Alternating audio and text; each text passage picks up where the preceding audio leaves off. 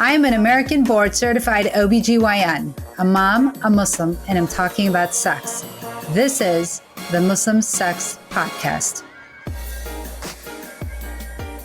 Welcome to the Muslim Sex Podcast. I'm your host, Dr. Sadaf and Dr. and this episode is everything you need to know about irregular bleeding and then how that affects Ramadan and whether or not you can pray or fast and all that great stuff those kind of questions that we get all the time as providers and sometimes can cause confusion for patients. So I'm here today going to be discussing this with one of my fellow OBGYNs, and hopefully we can provide you with some answers. Before we get into the first thing I want to make very clear is this is not any type of medical advice. So if you have any questions about irregular bleeding or anything at all about gynecology, make sure you go speak with your healthcare provider. And of course, as always, this is no advice on religion. So if you have any questions about your religion, make sure you go speak with your friendly neighborhood religious leader. This is the Muslim Sex Podcast because I just happen to be a Muslim woman that talks about sex. So today I'm super excited to have on with me Dr. Daoud. Dr. Daoud, welcome to the podcast. Thank you so much for having me. Happy to be here. Awesome. And so for all those people who may not know you, which is, I know, hard to believe because you are on social media and I follow you. For those people that may not know you, if you could just introduce yourself to the viewers and listeners out there. Sure. So my name is Fatima Daoud. I'm a board certified OBGYN. I practice full scope obstetrics and gynecology for the entirety of a woman's lifespan. I'm practicing in New York, but when I am not seeing patients, I'm a wife, I'm a mother, and I have a little side hustle on social media where I debunk a lot of medical misinformation, particularly around women's health. And I'm so happy to be here. Thank you so much for inviting me. Thanks so much for coming on. And so let's get into it. As you know, right now is the month of Ramadan, and we are more than halfway through. And for those people that may not know what Ramadan is the month, it's the ninth month in the Muslim calendar where Muslims throughout the world fast from dawn to sunset every day. They don't eat or drink anything, and they don't have marital relations or sexual relations during that time. But after sunset, then, everything is allowed. And sometimes for women that are trying to fast in Ramadan, they can have some irregular bleeding, specifically during perimenopause, or let's say they are, have some PCOS or, any type of irregular bleeding that may come up. Maybe you could tell us, Dr. Daoud, what is the difference medically between, let's say, menstrual bleeding, breakthrough bleeding, spotting, and perimenopausal irregular bleeding? Sure. So, from a medical perspective, menstruation is the consequence of ovulating and not being pregnant. It is very much a physiological brain, ovary, uterine connection where you ovulate, your body checks to see if you got pregnant this month. And if you didn't, your progesterone levels drop, and that's what triggers a bleed. That's how we define what is truly menstruation from a medical perspective. Spotting, more so, it's kind of a general term that kind of just discusses the quantity of blood loss, but not necessarily why someone is losing blood, whether it's through menstruation or hormones or perimenopause, what have you. Breakthrough bleeding, we define, medically speaking, as unscheduled bleeding that is not during our menstruation. This usually happens in the context of hormone therapy, but not exclusively. And then irregular bleeding due to perimenopause is most commonly due to that kind of natural, supposed to happen ovulatory dysfunction towards the end of our reproductive cycle, where our bodies are not firing off an egg every single month the way that it did for the last 3 or so decades.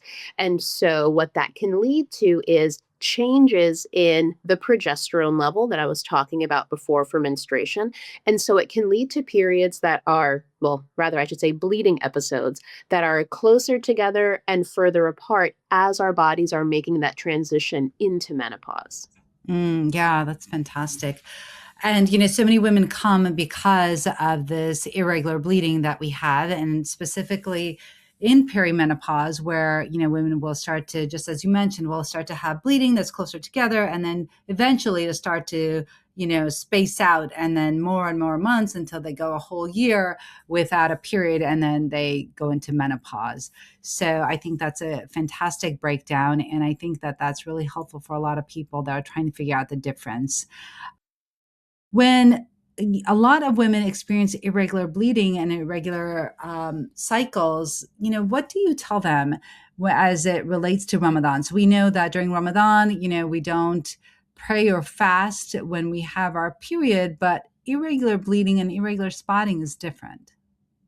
Absolutely. And interestingly enough, just like we say in medicine, not all bleeding is menstruation. It's the same thing religiously. Just because a woman sees vaginal bleeding, it does not necessarily mean that she's menstruating.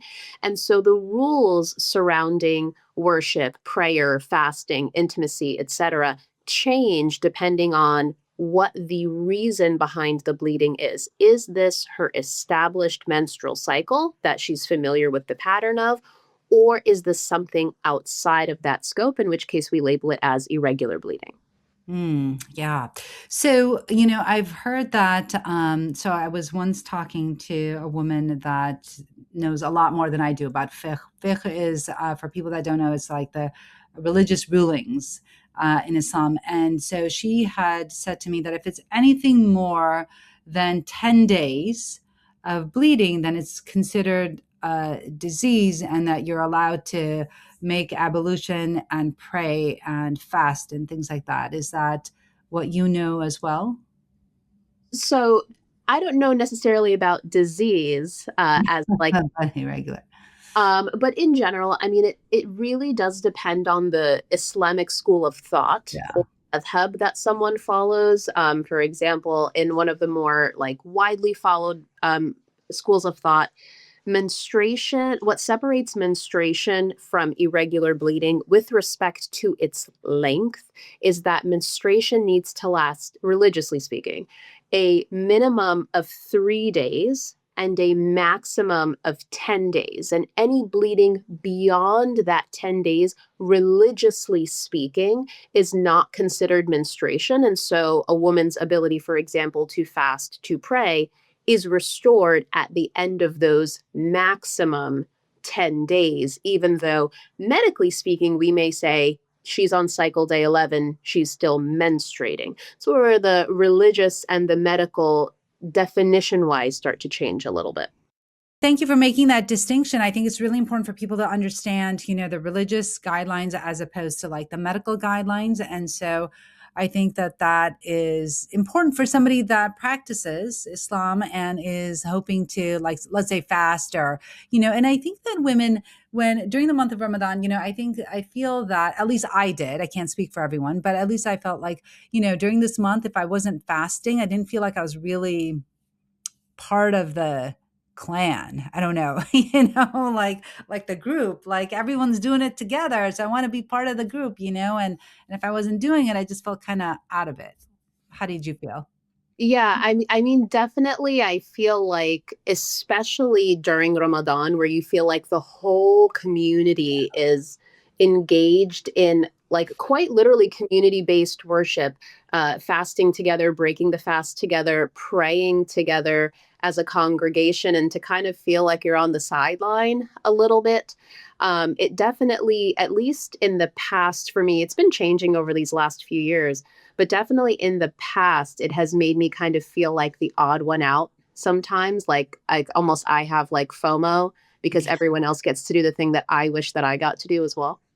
Yeah, yeah, absolutely, 100%. So let's see. So if a woman is spotting lightly, does she need to stop fasting medically? And what is typically advised religiously? And I know that, it's tough to like just give kind of like a blanket statement. And I totally, and this is why it's really important that depending on what school of thought you follow, that you go and you speak with a scholar regarding that issue with spotting and things like that. But what would you say, Fatima, if you were to say like just a general kind of guideline? From a strictly medical perspective, if someone is bleeding lightly, but like otherwise feels well, they're not dizzy, they're not lightheaded, they're not having a significant amount of pain, from a medical perspective, it's safe to fast, you know?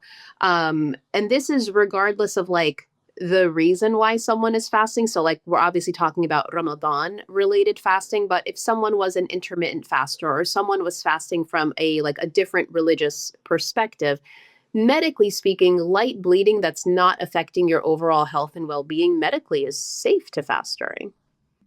So the question sometimes also comes up, right? Like, is that somebody is fasting and then they get their period. Do they need to break their fast? So, not not religious advice here, but from my understanding is that once, even if it's like 1 minute before sunset, if you see bleeding, and this is like the established time of your menses, you're kind of like expecting your menses, then that fast that you did that day is kind of like null and void because during the period of time where you're supposed to be fasting, you started menstruating, in which case that fast, religiously speaking anyway, needs to be made up, even if it happens like 1 minute before the sun sets or Maghrib prayer starts. That's always like the worst, right? Like you're you fasted the whole day and then you're like, "Oh man, now I gotta make this up." It really sucks. You know what's worse than that is when you think you're gonna end your period and like, okay, my period's over. I'm gonna like clean myself and I'm gonna start fasting, and then your period's like, nope, I'm Yeah. not done yet. And then you're like, okay, now I'm gonna clean myself again. And it's just like back and forth for a whole day. And you're like, what is my life right now? Yeah. Right. No, 100%. And so, I think a lot of women try to, manipulate their periods, which I think is a great idea. Actually, I love birth control. When I used to use it, I don't use it anymore because I'm almost menopausal, but whatever. But when I did use it, I thought it was fantastic to be able to delay my period during Ramadan. And so, do you ever have patients that come to you for that? They say, "Hey, listen, I want to try to fast, and I just want to." Just forget the placebo and just take it, just continue throughout.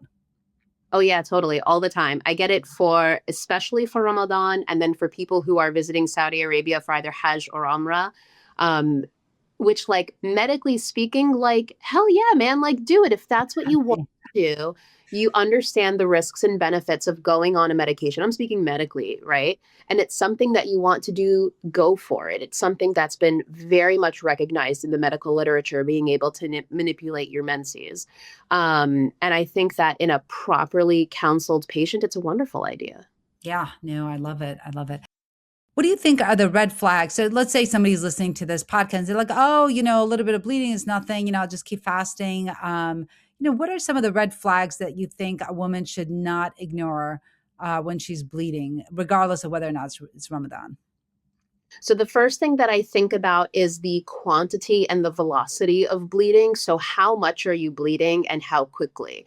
And so as like a very, very general rule of thumb, what I like to tell people is if you're wearing like a regular old pad, not like a panty liner, but like a regular menstrual pad, and you completely saturate that pad in an hour or less for 2 consecutive hours, that is like the difference between I'm going to call my doctor and try to be seen versus I'm going to be going to the emergency room right now, because that amount of bleeding, not necessarily something that requires surgery, but definitely is something that requires evaluation. So definitely a pad an hour for 2 consecutive hours, quantity wise, is like the first red flag that I think of. The second red flag that I think of is severe pain. And everyone's kind of pain threshold is a little bit different.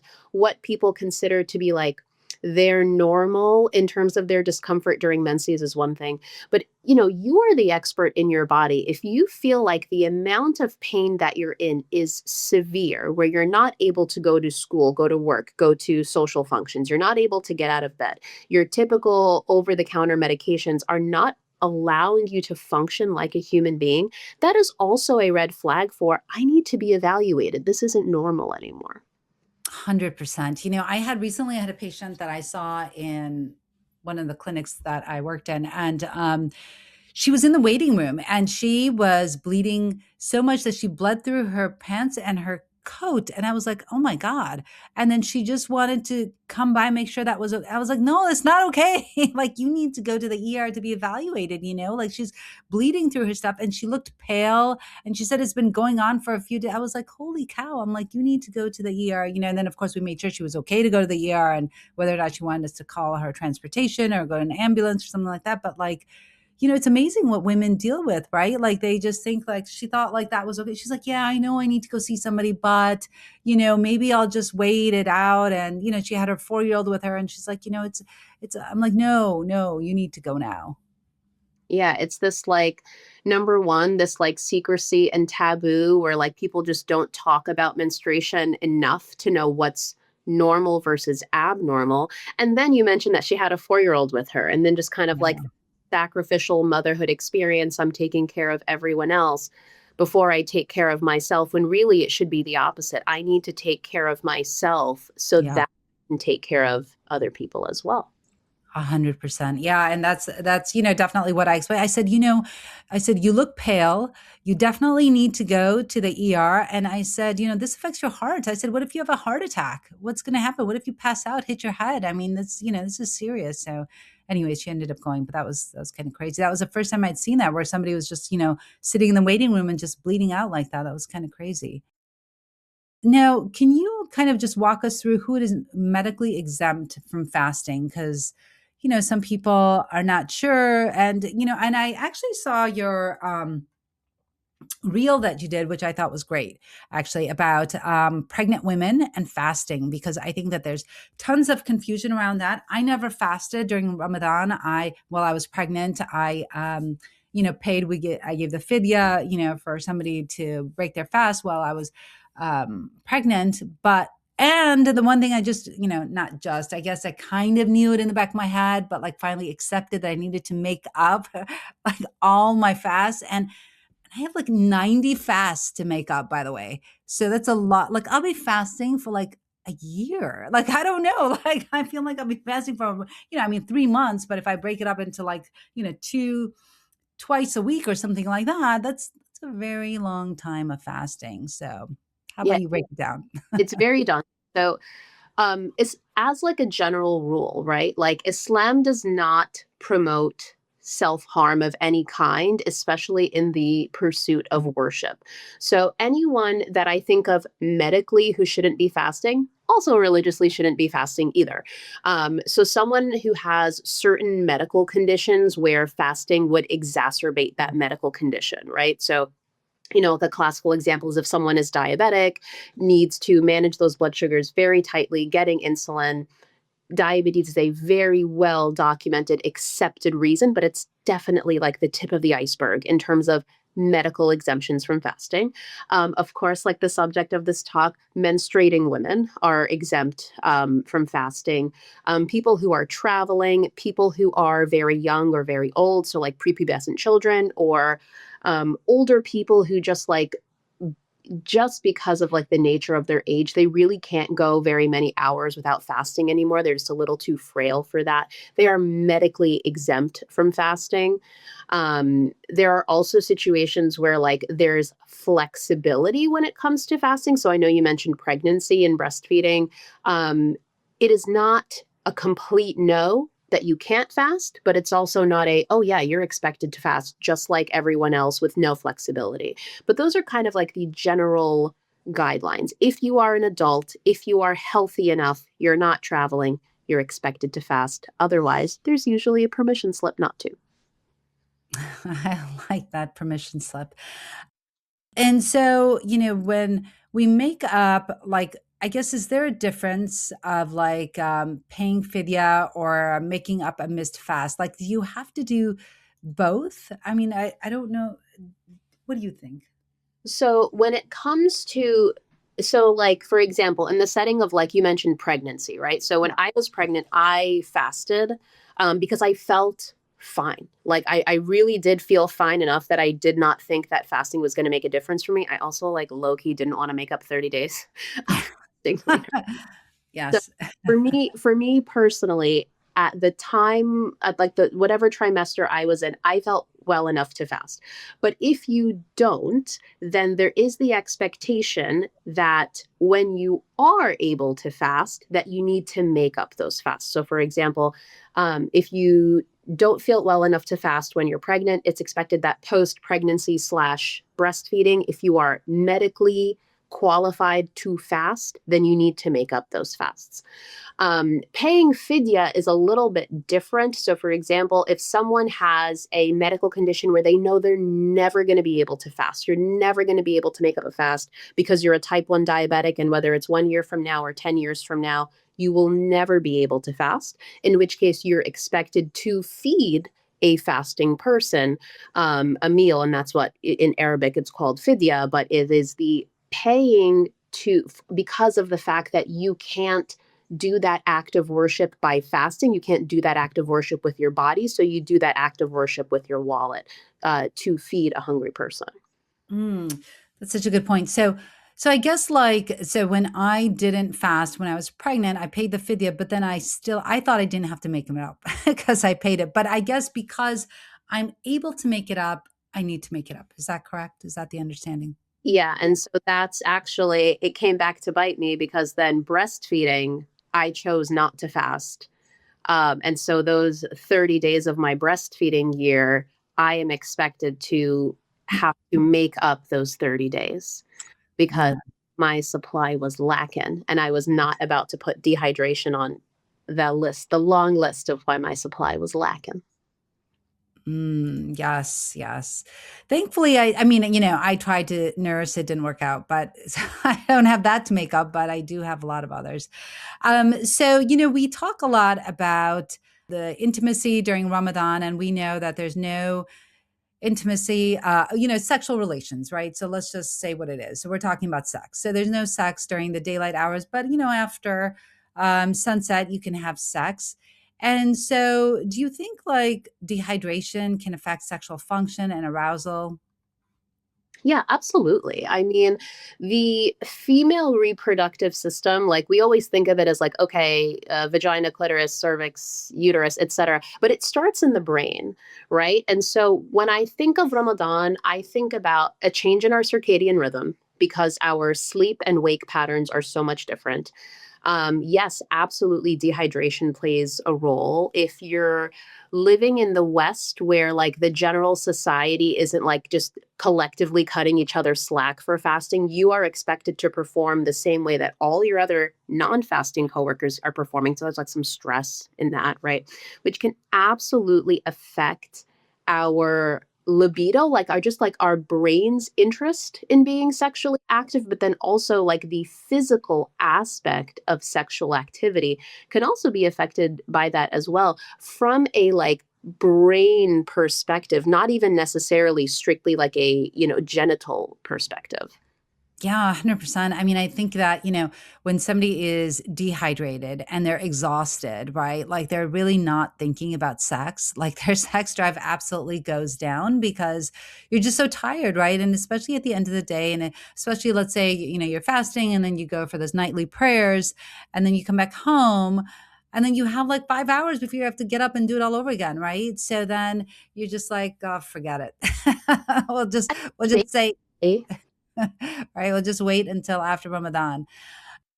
And so, what about women in perimenopause who already struggle with low libido? How do you think they can navigate intimacy during Ramadan?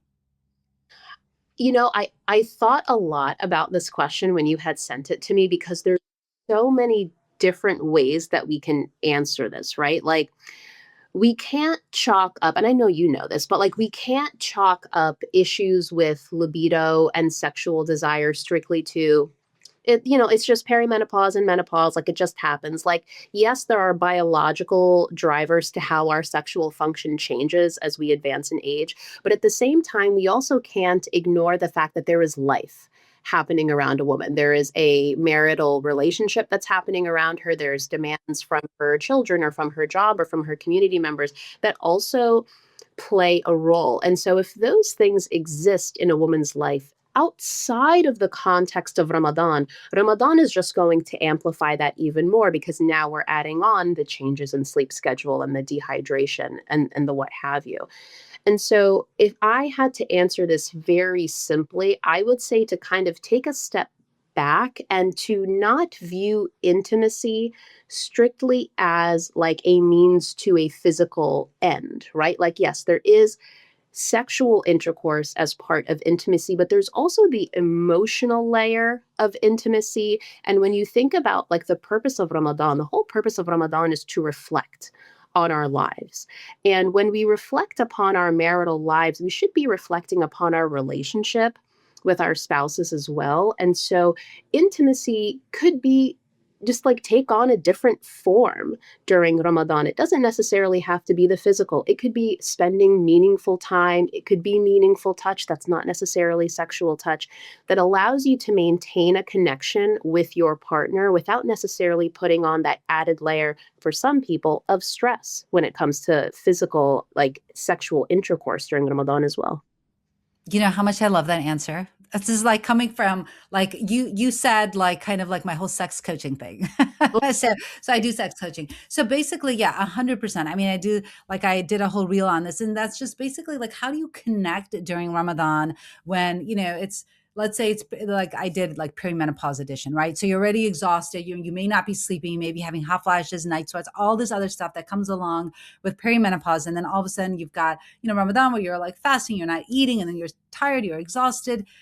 How are the ways that you can maintain that intimacy, right? And exactly what you said, you can listen, if you go, you're breaking fast. For a lot of people, the only time they eat together as a family is during Ramadan, right? When they're breaking the fast. And I know that's true for my family because, kids have sports and, husband's coming at a different time, whatever, blah, blah, blah, right? So that's the only time that they're eating together. So that's creating that emotional intimacy of a family, right? And then whether they're going to pray together, right? That's creating that emotional, spiritual intimacy because there's so many different types of intimacy. There's spiritual, intellectual, emotional, physical. And so you're building all of that.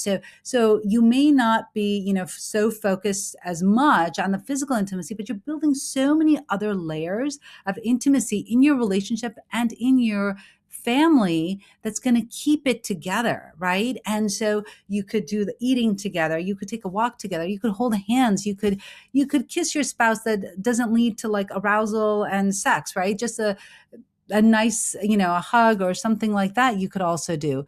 So yeah, absolutely. Like during Ramadan, it's all about creating those other types of intimacy that make it even more, I think, spiritual, right? And we're just connecting in different ways that perhaps we didn't get a chance to connect in otherwise.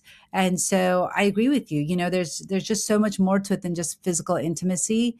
And Ramadan allows for that. So that's even, what's even more amazing. And for people that are not Muslim, right? Like you can always create that emotional, spiritual, intellectual intimacy. You don't have to be Muslim to experience that. You could also do that in your own lives, right? By doing things that, like walking, making a meal together, holding hands, all that stuff helps to create that emotional intimacy, which then eventually leads to physical intimacy. But in Ramadan, it may not. So, but that's okay though. And so, what myth about sex in Ramadan do you think that needs to be debunked? I'll actually take it a step further and just like sex while being Muslim, right? Like, if you consider yourself like a practicing Muslim, and that's such like a spectrum too, I say the biggest misconception that I hear is that it's something that is like shameful or something like almost like judicially spoken about in terms of like a right. You fulfill this right. This person has this right. And I feel like it like really is like a bastardization of what like the beauty of sexual intimacy can be in a Muslim marriage. And it's not something that has to be associated with shame. It's not something that has to appear transactional or like this legislative, you have a right, I have a right, who's fulfilling who's right. And I would say, like, rather than viewing it as that, to view it as a lifelong experience of the soul of two people who are together, and there are emotional, just like you said, emotional aspects to sex and intimacy, and then there's physical aspects to sex and intimacy, which are not necessarily mutually exclusive, but can be in certain circumstances, and then blend at other times. It really does not have to be this like weird black and white transactional nature that we hear about a lot. Yeah, I like that. It's funny because when I was growing up in my community, so I'm South Asian, and when I was growing up, sex was always, and probably still is, considered taboo as like, shame, dirty, wrong. You don't, obviously you don't like, you didn't talk about it. Nobody ever talked about it. There wasn't like anyone that I saw, and I don't know in your community, but I know in my community there was nobody talking about it. It was also always kind of hush hush, and even with, let's say, like, like my mom never talked to me about anything. She thought I knew everything because I was a gynecologist. And I said, well, I don't know anything. I said, so why don't you tell me? And this was on my wedding night. And so she said, well, she said, nobody taught me anything, right? Like nobody talked to me about it. So, because I was like, well, why didn't you teach me anything? And she said, well, if nobody talked to me about it, I couldn't talk to you about it because I didn't know. Right. And I thought that was very profound because it's so true. Like, if we don't pass down knowledge and if we don't pass down education, we're not going to know. Right. And that's the whole goal, is to change the narrative and change education for others. Right. Especially with the advent of social media. I feel like, we have access to so much knowledge. Right. And some of it may not always be true. Like, I think you mentioned that you debunk certain myths that people propagate, but I think that for the most part, people do have access to a lot of knowledge and information, and they can now learn. Whereas before social media, and when I was growing up, at least, we didn't have all these resources, so it was really tough to find out information. And I think that it's really important now to continue to spread information. And like you said, I didn't actually even know that Islam had women had sexual rights in Islam. I had no idea. I didn't even know that until I started looking and doing research and learning more about Islam and what Islam said. And I didn't even know that Islam was sex positive. And that's one of the biggest things I try to state during this podcast, because a lot of people don't know that. They think Islam is very repressive, whatever, blah blah. They have preconceived notions. And my goal is to let people know that no, before we had colonization, Islam was very sex positive. And then we had, then especially in South Asia, we had the British come, and they had their own puritanical rules and laws and stuff like that, and they imposed their thoughts and beliefs onto us, and then we became that way. And and I think that it's really important to know our heritage and know that Islam actually encourages discussion, right? And it's really important to know that.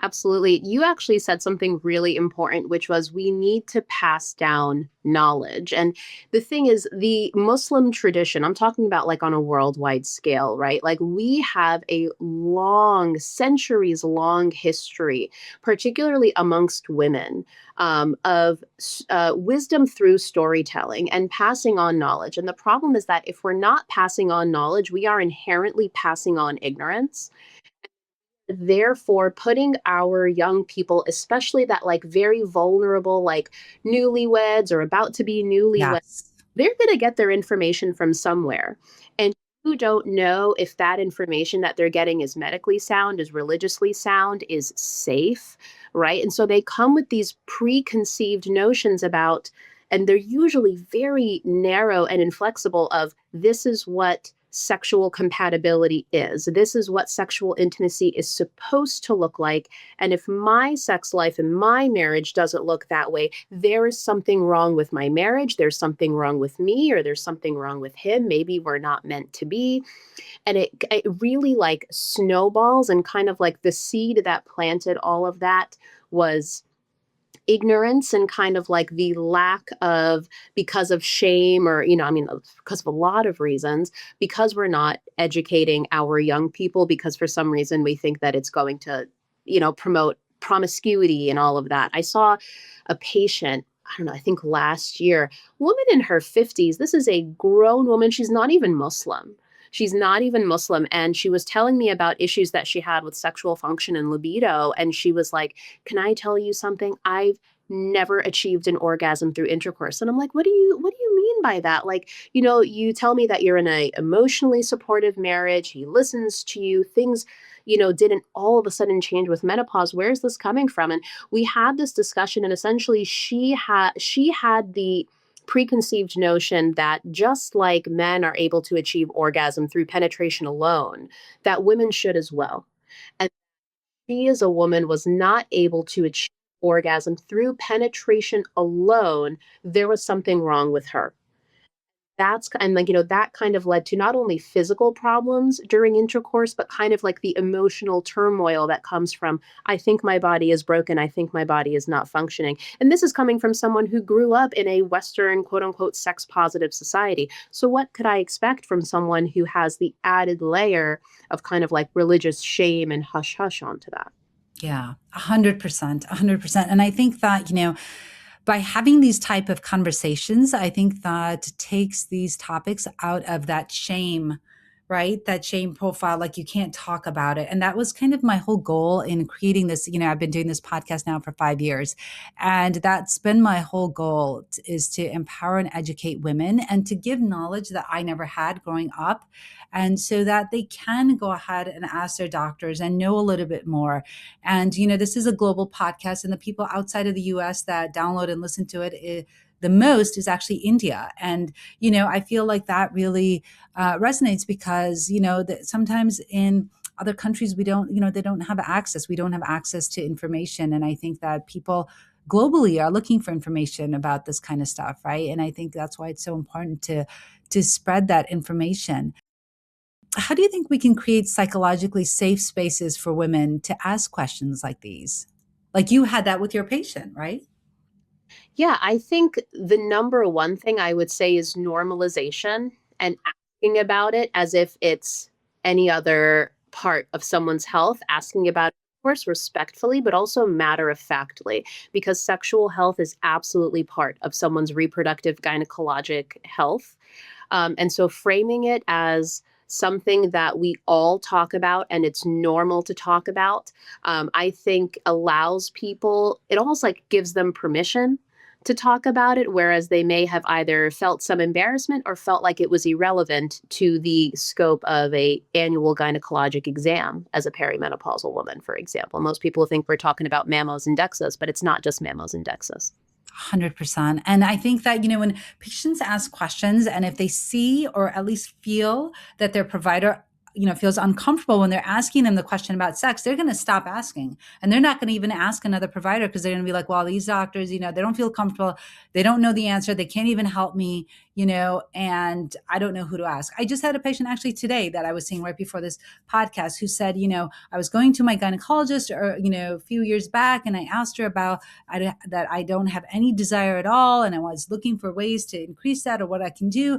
And she goes, and she was really uncomfortable and she didn't know how to help me. So then I stopped asking and I haven't asked anyone since. So I think that really becomes a big problem. So what about, here's some, just some quick questions. If you spot brown discharge, I'm sure you probably get this question all the time as I do. Do you think, is your fast invalid? If you are spotting brown discharge and it is the expected time of your menses, then that's considered menstruation. You should kind of operate under the fact that this is menstruation and your fast is no longer valid. You don't have to pray. But if this is not the expected time of your menstruation, you just need to make wudu. You need to purify yourself before each prayer, and your fast is still valid. Hmm. It's not. And let's see here. So if you break your fast for medical reasons, what about the thought that your faith is weak? Oh gosh, I can't. I mean, I genuinely hope no one thinks that. I Um, know. like I always say, like suffering is not the sixth pillar of Islam, right?